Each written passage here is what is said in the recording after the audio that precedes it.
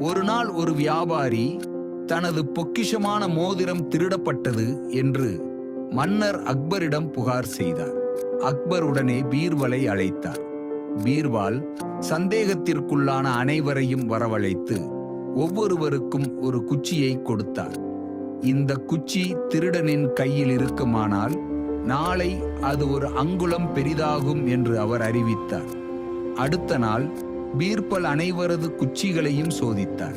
அதில் ஒருவரின் குச்சி சிறிது அளவு குறைவாக இருந்தது.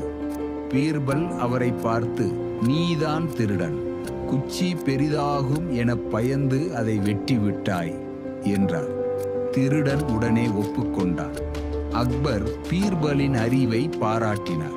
வியாபாரிக்கு தனது மோதிரம் மீண்டும் கிடைத்தது. மறைமுகம். திருடனின் பயம்தான் அவனை